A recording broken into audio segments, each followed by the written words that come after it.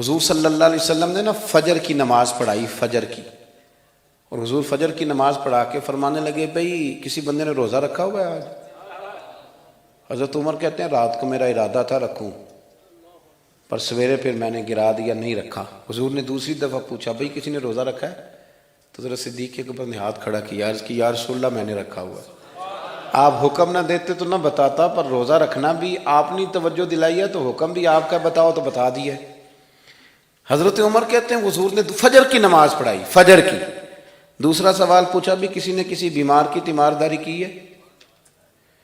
تو حضرت عمر کہتے ہیں میں نے فٹافٹ عرض کی یا رسول اللہ ابھی تو نماز فجر پڑھی ہے، تو اب گھر جائیں گے تو تیمارداری کریں گے نا۔ تو حضور نے فرمایا عمر تو ذرا ٹھہر جانا، جلدی نہ کر، ٹھہر نہ ذرا، روک تو صحیح۔ تو حضرت عمر فاروق رضی اللہ تعالیٰ عنہ فرماتے ہیں میں چپ کر گیا، حضور نے فرمایا بتاؤ بھی کسی نے تیمارداری کی ہے؟ تو صدیق اکبر نے ہاتھ کھڑا کیا، عرض کی یا رسول اللہ عبد الرحمن بن عوف رضی اللہ تعالیٰ عنہ 2-3 دن سے نماز پڑھنے نہیں آ رہے تھے، رات میں نے پتہ کرایا تو پتہ چلا بیمار ہیں، اور حضور مجھے یہ بھی پتہ ہے وہ میرا یار ہے، مجھے پتہ ہے رات کو جلدی سوچا پر تہجد میں ضرور اٹھتا ہے، تو حضور میں بھی ذرا فجر کے وقت جلدی اٹھا ہوں تو فجر میں آنے سے پہلے عبد الرحمن ابن عوف کی تیمارداری کر کے آیا ہوں۔ حضرت عمر کہتے ہیں میں نہ ہلکا ہلکا ڈھیلا پڑ گیا۔ حضور نے تیسرا سوال پوچھا، فرمایا کسی نے کسی مسکین کو کھانا کھلایا ہے؟ کھانا کھلایا ہے کسی مسکین کو؟ حضرت سیدنا عمر فاروق کہتے ہیں میں نے پھر عرض کی، میں نے کہا یا رسول اللہ ابھی تو فجر پڑی ہے، گھر جائیں گے کوئی چیز لیں گے تو کھانا کھلائیں گے۔ تو حضور پھر مسکرائے، فرمایا عمر تو ذرا ٹھہر نہیں جاتا، ذرا ٹھہرنا، ذرا نظارہ تو کرنا، گویا یہ شان صدیق اکبر کا جلسہ ہو رہا، ٹھہرنا۔ حضور نے پھر پوچھا بھی کسی نے کسی مسکین کو کھانا کھلایا ہے؟ تو حضرت عمر کہتے ہیں لوگ سارے دائیں بائیں دیکھ رہے تھے اور میں چپ کے ابو بکر کو دیکھ رہا تھا، کہ مجھے پتا تھا کہ بولنا اسی نہیں ہے، اور دل میرا کر رہا تھا کہ کہہ دوں دیو جناب جواب، دل میرا کر رہا تھا۔ وہ سمجھ گئے تھے کہ سونا راضی کن کاموں میں ہو، بس یہ نقطہ انہوں نے پا لیا تھا۔ حضور نے فرمایا بتاؤ کسی مسکین کو روٹی کھلائی ہے؟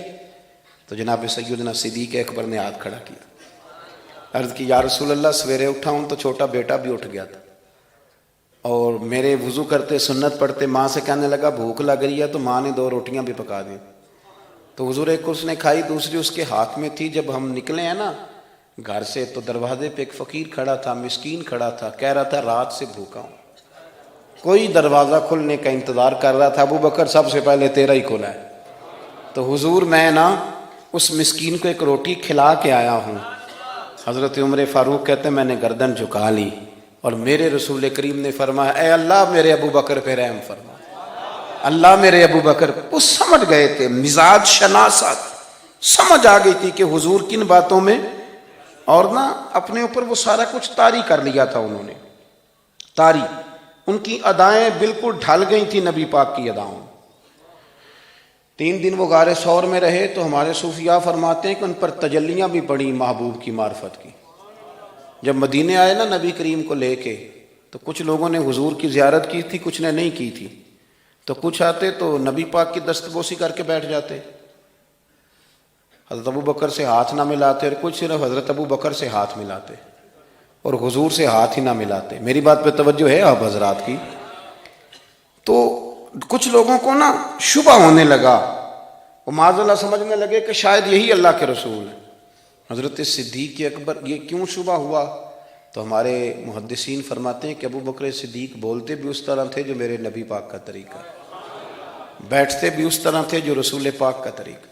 کہتے ہیں انہوں نے امامہ باندھا ہوا تھا تو جو امامے کا پیچ حضور کا ڈھیلا رہ گیا تھا ان کا بھی ڈھیلا رہ گیا تھا، اس طرح اپنے آپ کو مزاج میں ڈھالا تھا، تو من شدی من تو شدم، میں اس طرح ڈھالا تھا مزاج میں، اس طرح کے کوئی فرق نہیں نظر آتا تھا۔